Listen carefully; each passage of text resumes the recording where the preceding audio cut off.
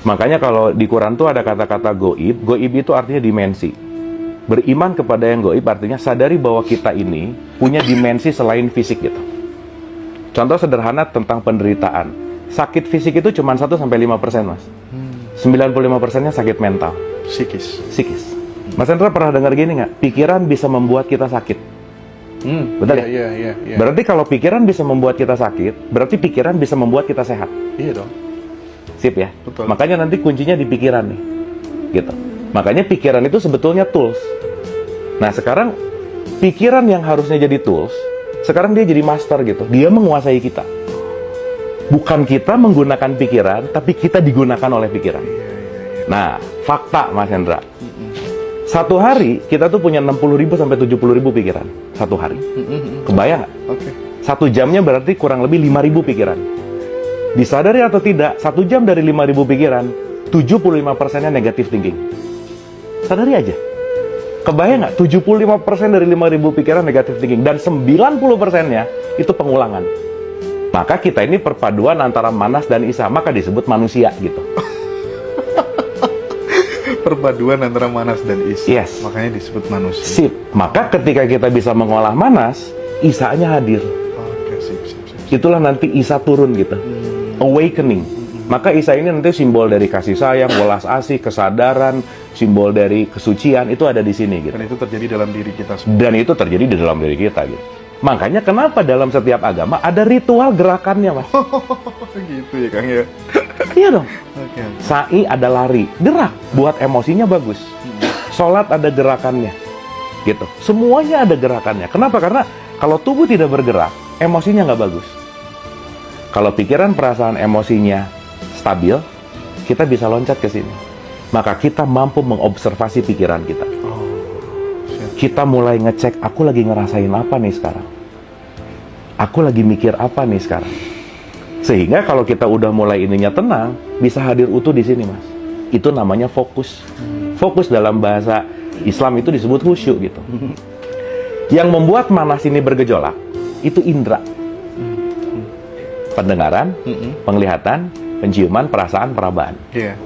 Berarti, kalau jiwa saya atau manas saya nggak mau terlalu bergejolak, tutup nih semuanya. Gitu loh, Mas. Makanya sebenarnya kalau kita bicara dalam perspektif kan jari kita tuh 5 nih.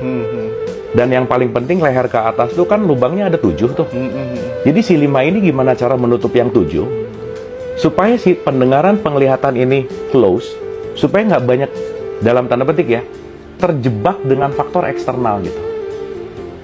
Makanya cara paling mudah meditasi, tutup mata, biarkan pendengaran kita mendengarkan apa yang dia mau. Nggak usah dinilai, nggak usah dianalisa, dengerin aja.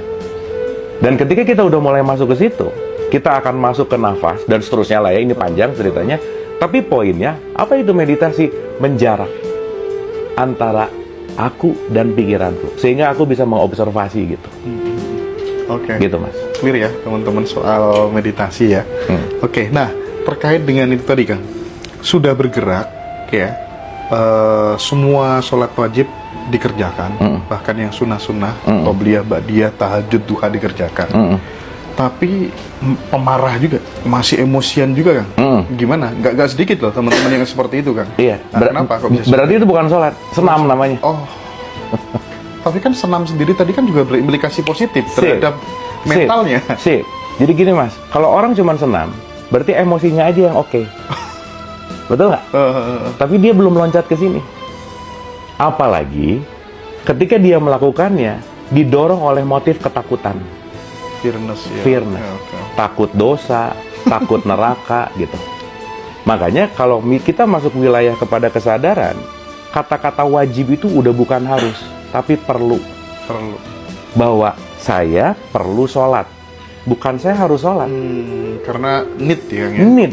Berarti kalau saya udah perlu, saya nggak terpaksa ngerjainnya, Mas. Iya. Dan kalau udah nggak terpaksa, nggak akan nyari pahala, nggak akan nyari surga. Bukan itu poinnya gitu. Meskipun ya, Mas, sorry ya, seenggak ngerti-ngertinya orang sholat, nggak apa-apa juga sih. Seenggaknya lagi sholat nggak ngomongin orang aja. Udah, itu udah bagus gitu. Kan nggak mungkin Allahu Akbar. Tahu nggak? Kan nggak mungkin ya. Seenggaknya waktu sholat dia nggak ngeposting hal buruk. Itu juga udah bagus. Oke. Tapi Kalau dia melakukan gitu hanya sebagai rutinitas, dia hanya mengulang-ulang rutinitas, tapi tidak merubah bagaimana dia bisa menjarak antara pikirannya dengan kesadarannya. Makanya, orang yang sadar, lawan katanya mabuk. Betul nggak? Makanya janganlah sholat dalam keadaan mabuk gitu loh, Mas. Contoh nih, begitu openingnya aja, nggak usah jauh-jauh, Mas. Sebelum sholat itu ada persiapan. Ingat tadi ya, yang membuat jiwa kita bergejolak itu panca indera.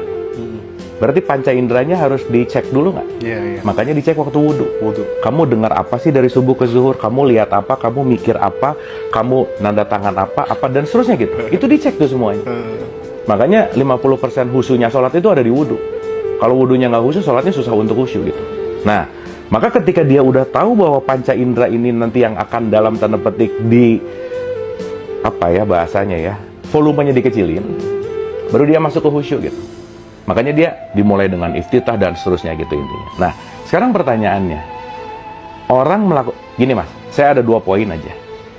Dalam mengerjakan rutinitas keagamaan ritual, pilihannya cuma ada 2. 1 pakai akal, 2 ngikutin dogma dan doktrin, selesai. Kalau pakai akal, outputnya sadar. Iya. Kalau dogma dan doktrin, kebiasaan. Oh iya. Gitu. Nah sekarang ditanya aja, saya ini sholat kebiasaan apa emang perlu gitu? Apa emang karena takut dosa gitu? Padahal poinnya bukan itu gitu.